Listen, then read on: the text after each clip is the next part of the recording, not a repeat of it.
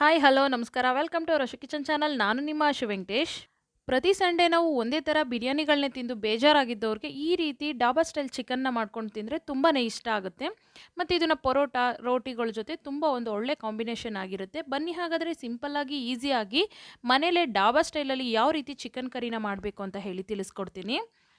ಮೊದಲಿಗೆ ಒಂದು ಮಿಕ್ಸಿಂಗ್ ಬೌಲಲ್ಲಿ ಅರ್ಧ ಕೆಜಿಯಷ್ಟು ಚಿಕನ್ನ ತೊಗೊಂಡು ಅದಕ್ಕೆ 1 ಟೇಬಲ್ ಸ್ಪೂನಷ್ಟು ಅಚ್ಚ ಖಾರದ ಪುಡಿ, 1 ಟೇಬಲ್ ಸ್ಪೂನಷ್ಟು ಧನಿಯಾ ಪುಡಿ, ಚಿಟಿಕೆಯಷ್ಟು ಅರಿಶಿನ, ಅರ್ಧ ಟೇಬಲ್ ಸ್ಪೂನಷ್ಟು ಚಕ್ಕೆ ಪುಡಿ, 1 ಟೇಬಲ್ ಸ್ಪೂನಷ್ಟು ಬೆಳ್ಳುಳ್ಳಿ ಶುಂಠಿ ಪೇಸ್ಟ್, 2 ಟೇಬಲ್ ಸ್ಪೂನಷ್ಟು ಮೊಸರು, ಅರ್ಧ ಟೇಬಲ್ ಸ್ಪೂನಷ್ಟು ಉಪ್ಪನ್ನು ಹಾಕಿ ನೀಟಾಗಿ ಒಂದ್ಸರಿ ಇದನ್ನು ಮಿಕ್ಸ್ ಮಾಡಿ ಇಟ್ಕೋಬೇಕಾಗತ್ತೆ.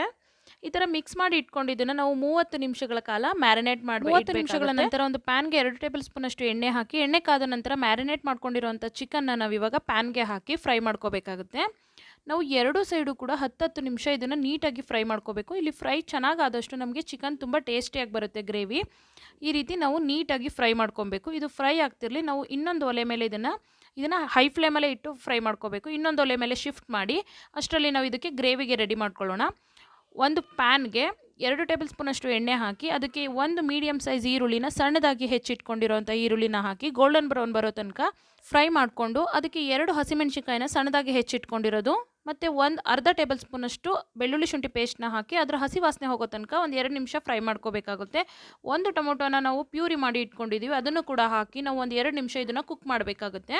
ಈ ರೀತಿ ಎಣ್ಣೆ ಎಲ್ಲ ಸಪ್ರೇಟ್ ಆದಮೇಲೆ ನಾವು ಇದಕ್ಕೆ 1 ಟೇಬಲ್ ಸ್ಪೂನಷ್ಟು ಅಚ್ಚ ಖಾರದ ಪುಡಿ, 1 ಟೇಬಲ್ ಸ್ಪೂನಷ್ಟು ಧನಿಯಾ ಪುಡಿ, ಅರ್ಧ ಟೇಬಲ್ ಸ್ಪೂನಷ್ಟು ಗರಂ ಮಸಾಲಾನ ಹಾಕಿ ಮತ್ತೊಂದು ಸರಿ ನೀಟಾಗಿ ಇದನ್ನು ಒಂದು 5 ನಿಮಿಷಗಳ ಕಾಲ ಹೈ ಫ್ಲೇಮಲ್ಲಿ ಇಟ್ಟು ಫ್ರೈ ಮಾಡ್ಕೋಬೇಕಾಗುತ್ತೆ. ಎಲ್ಲದನ್ನು ನೀಟಾಗಿ ಮಿಕ್ಸ್ ಮಾಡಿ ಈ ರೀತಿ ನೀಟಾಗಿ ಮಿಕ್ಸ್ ಆದಮೇಲೆ ನಾವು ಮೊದಲೇ ಮ್ಯಾರಿನೇಟ್ ಮಾಡಿಟ್ಕೊಂಡಿರೋಂಥ ಬೌಲ್ಗೆ ಅರ್ಧ ಕಪ್ಪಷ್ಟು ನೀರು ಹಾಕಿ ನೀರನ್ನು ಕೂಡ ಈ ಗ್ರೇವಿಗೆ ಸೇರಿಸಿ ಈ ರೀತಿ ಮತ್ತೆ ಒಂದು 2 ನಿಮಿಷ ನಾವು ನೀಟಾಗಿ ಕುಕ್ ಮಾಡ್ಕೋಬೇಕಾಗುತ್ತೆ.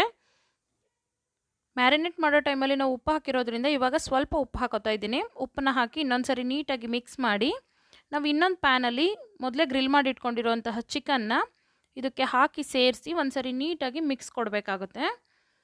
ಈ ರೀತಿ ಎಲ್ಲದನ್ನು ಕೂಡ ನಾವು ನೀಟಾಗಿ ಮಿಕ್ಸ್ ಮಾಡಿದ್ಮೇಲೆ ಇದಕ್ಕೆ ಚಿಕನ್ ಬೇಯೋದಕ್ಕೋಸ್ಕರ ಅರ್ಧ ಗ್ಲಾಸಷ್ಟು ನೀರನ್ನ ಹಾಕಿ ಲಿಡ್ನ ಕವರ್ ಮಾಡಿ 15 ನಿಮಿಷಗಳ ಕಾಲ ಇದನ್ನು ನಾನು ಬೇಯೋದಕ್ಕೆ ಇಡ್ತಾ ಇದ್ದೀನಿ. 15 ನಿಮಿಷಗಳ ನಂತರ ನಮಗೆ ಚಿಕನ್ ಚೆನ್ನಾಗಿ ಕುಕ್ ಆಗಿದೆ ನೋಡಿ, ಎಣ್ಣೆ ಎಲ್ಲ ಸಪ್ರೇಟ್ ಆಗಿದೆ. ಸೊ ನಮಗಿವಾಗ ಡಾಬಾ ಸ್ಟೈಲ್ ಚಿಕನ್ ಕರಿ ರೆಡಿಯಾಗಿದೆ. ಇದಕ್ಕೆ ಕೊನೆಯದಾಗಿ ಸ್ವಲ್ಪ ಕೊತ್ತಂಬರಿ ಸೊಪ್ಪನ್ನ ಹಾಕಿದ್ರೆ ನಮಗೆ ರುಚಿಯಾದಂತಹ ಡಾಬಾದಲ್ಲಿ ಏನು ಸಿಗುತ್ತೋ ಅದೇ ರೀತಿಲಿ ಅದೇ ಶೈಲಿಯಲ್ಲಿ ನಮಗೆ ಚಿಕನ್ ಗ್ರೇವಿ ಸಿಗುತ್ತೆ. ಸೊ ಇದನ್ನು ಪರೋಟೋ ಜೊತೆ ರೋಟಿ ಜೊತೆ ಎಲ್ಲ ತುಂಬ ಚೆನ್ನಾಗಿರುತ್ತೆ. ಫ್ಯಾಮಿಲಿ ಡಿನ್ನರ್ ಟೈಮಲ್ಲಿ ಇದೊಂದು ಒಳ್ಳೆ ರೆಸಿಪಿ ಕೂಡ. ನೀವು ಕೂಡ ಒಂದ್ಸರಿ ಟ್ರೈ ಮಾಡಿ ಕಮೆಂಟ್ ಮಾಡಿ ತಿಳಿಸಿ ಯಾವ ರೀತಿ ಬಂತು ಅಂತ ಹೇಳಿ.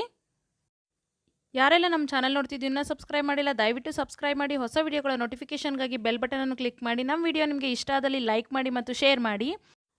Thanks for watching.